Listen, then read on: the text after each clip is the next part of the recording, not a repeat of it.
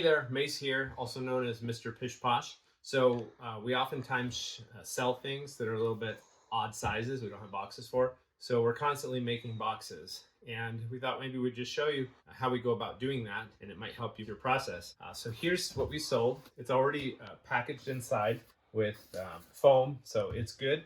I basically just need to make a box that's going to be as small as possible, but still protect the item. It's really important nowadays with cubic rate to make the box only as big as it needs. So anyway, here's what we're gonna do. I have a piece of board just left over from a job that I use for cutting on.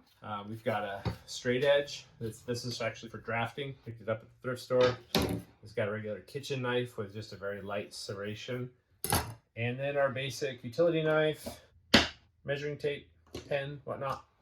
Anyway, so first thing we do is break this box down. If you do need like a decent utility knife or something, I found the Milwaukee's, these fastback knives work really well. They're pretty small, low profile. Anyway, just a shameless plug for a tool. Obviously don't get anywhere, but it is a good tool. So the first thing we do is, all right, the boxes are always put together like this.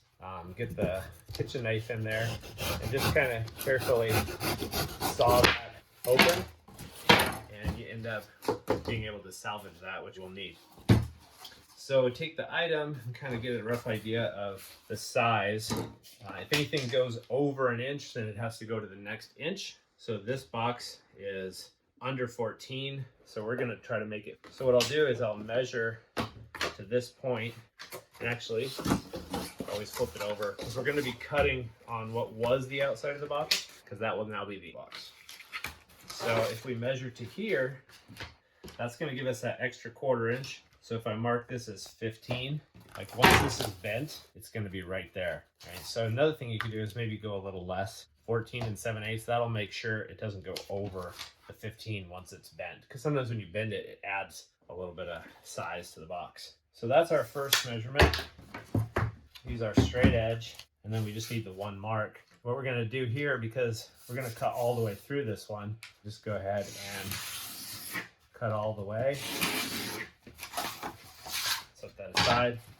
So now we have the right length of box, but we also have to cut this down. So this box is 4. So again, I'll do like 4 7/8 to make sure that they're 5 once it's bent. Same thing on this, cut all the way through. And so that's the basic width and length. But obviously it's going to be too tall. So we have one more thing. Again, 4 7/8. And that's why the straight edge comes in so handy. I mean, you can use one without the cross T, but with that, it just speeds it up. Now here, we're not going to cut all the way through. We just score it. And so that's going to allow us to bend it. And then you just cut this out. And so now that'll bend and you've got your new flap. Since we're not going to need these, go ahead and take those off.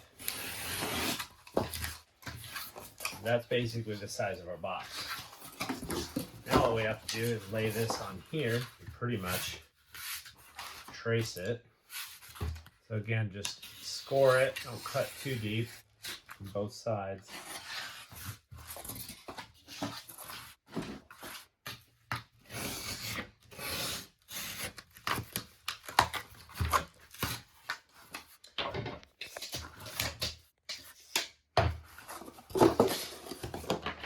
So on this, we're going to cut these all the way through. But then what we do is we want to mimic this flap. Cut in there and then roll that down. If you have a little roller, that helps. Bring on this side. And this is going into here, so we're going to want to cut to that point.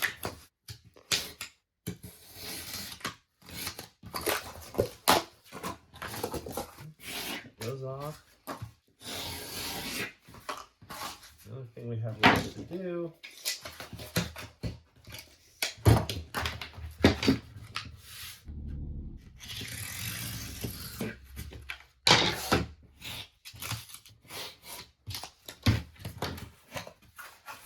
All right, so there's our box. Always put the flaps on the outside. Sometimes boxes you reuse, I don't know if they get dusty or something, but the tape doesn't like to stick, so you don't want to really work that. Otherwise, as you're putting it together, it wants to fall apart, which is frustrating. And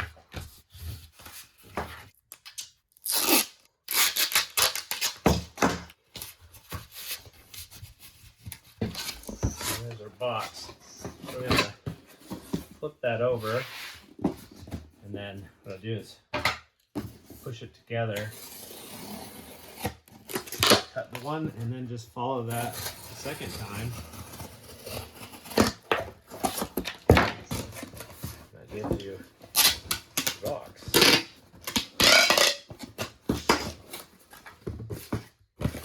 Let's see how that fits. Perfect. And all we just a little bit of bubble wrap around that, and that's going to go right in. So because it's already protected inside the box, we can make this box just a little bit bigger.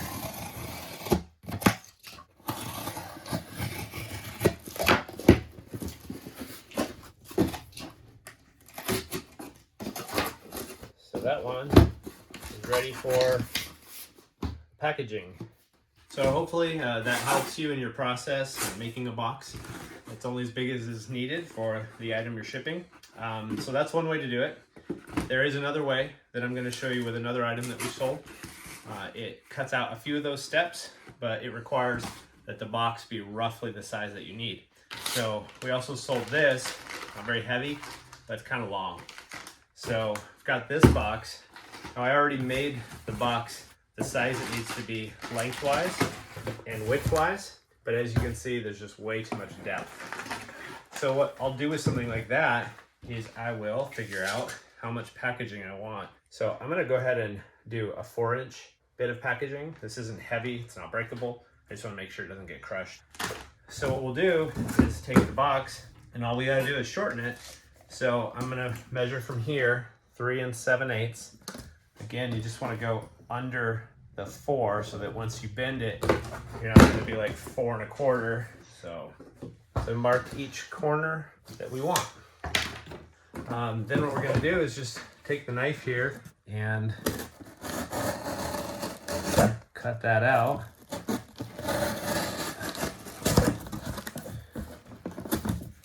And so that's going to be the edge of a box. So I'm just gonna do that on each corner. You can do it with scissors if you're more comfortable. I mean, I use utility knives all the time for work, so, but you want to be safe. So if you're not comfortable with that, go ahead and cut it with scissors. And then this, we're going to pull that off. Get rid of that.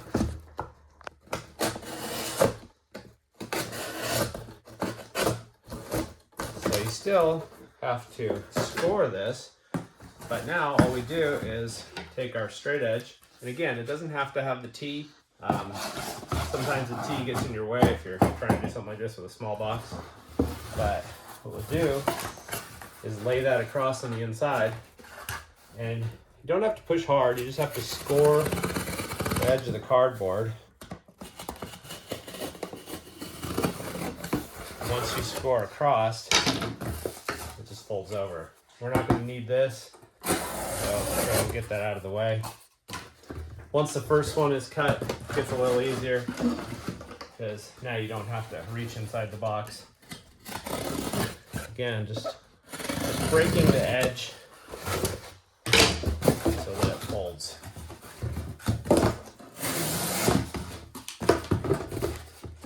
We'll get these off of there while we're at it. And obviously, this is the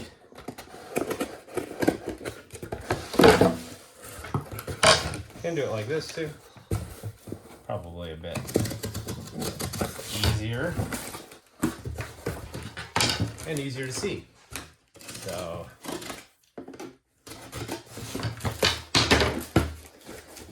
cut out any excess just for weight's sake.